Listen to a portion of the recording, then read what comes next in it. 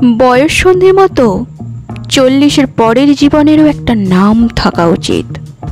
বুড়িও না, আবার ছুঁড়িও না, অদ্ভুত একটা বয়স। বেশিরভাগ ক্ষেত্রেই এরা সংসারে 15-20 বছর ধরে 2-1 সন্তানের মা হলেও মনের ভেতরকার কিশোরীটা কোথাও যেন রয়ে যায়। সেই মনের কিশোরীটাকে অবদমনের ক্লান্তিকর প্রচেষ্টা সব সময়। কারণ পরিবেশ পরিস্থিতির কাছে ছুরি হয়ে থাকাটা নিছক হাস্যকর। যা পাওয়ার ছিল আর যা পাওয়া হয়নি, মনটা সেই হিসেব করতে বসে যায়, মন না চাইতেও। কতই বার ব্যস্ত থাকা যায় সংসার, রান্না বান্না কিংবা অফিস নিয়ে। দিনের শেষে না পাওয়াগুলো কেমন যেন খোঁচাতে থাকে।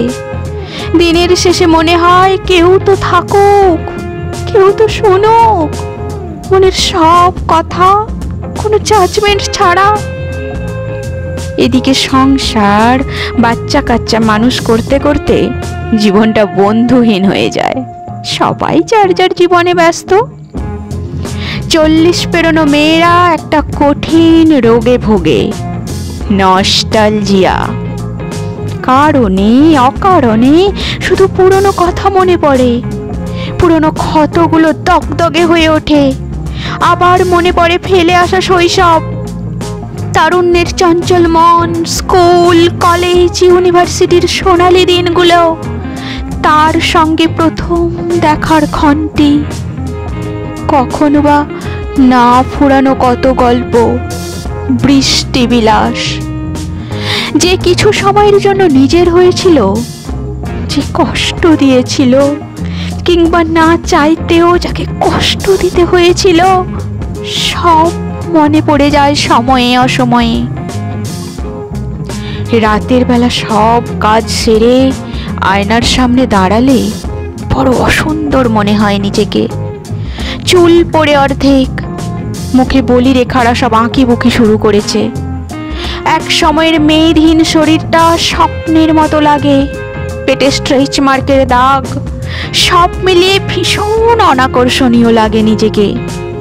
সেই বিষণ্ণতার হাঁকতেই হয়তো শাড়ি গয়নায় মেতে থাকতে চায় মেয়েদের মন।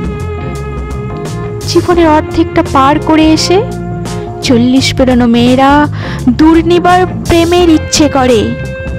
না, প্রেম করার জন্য প্রেম না, মনে হয় কেউ থাকুক, কেউ শুনুক সব কথা।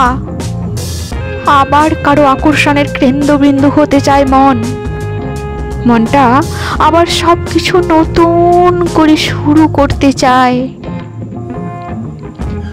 মন নতুন কাউকে চায় না, পুরাতন মানুষটাকেই আবার নতুন করে চায়। আবার তার চোখের তারা হয়ে থাকার বড় স্বাদ হয়। সংসার, বাস্তবতা সব অস্বীকার করতে চায় মনটা মাঝে মাঝেই। 40 পেরোনো মেয়ের বাবা মায়ের কথা মনে পড়ে খুব। সেই জীবনটা মনে করে প্রতিনিয়ত, যা করতে ইচ্ছে করে তাদের জন্য, কিন্তু চাইলেই করা যায় না। শুধু মেয়ের বাবা মা বলে অধিকার বোধ সীমিত করে রাখতে হবে, এই ব্যাপারটাই খুব ভাবায়। শুধু ফিনান্সিয়ালি ইন্ডিপেন্ডেন্ট হলেই কি সমাজে ইন্ডিপেন্ডেন্স দেয়? মেয়েরা কখনোই সমাজের দাসত্ব থেকে পুরোপুরি বের হতে পারে না। 40 পেরোনো মেয়েটার মাঝে মাঝেই খুব একা থাকতে মন চায়, নিজের মতো করে, নিজের জন্য। পর মুহূর্তেই সন্তানদের জন্য মন কাঁদে। মায়েরা সবচেয়ে ভয় পায় মৃত্যু, শত অভিমানেও সে বেঁচে থাকতে চায় তার সন্তানদের জন্য।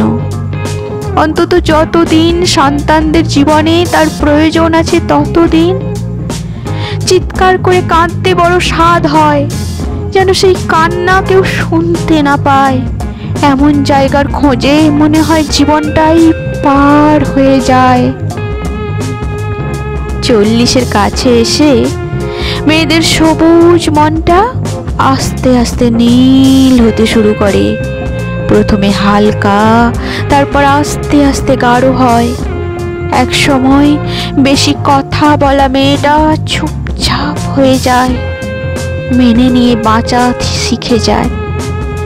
পান থেকে চুন খসতেই যে মেয়ের চোখের জল নাকের জল এক হয়ে যেত, তার নিঃশব্দ কান্না খুব কাছের না হলে কেউ টেরই পায় না।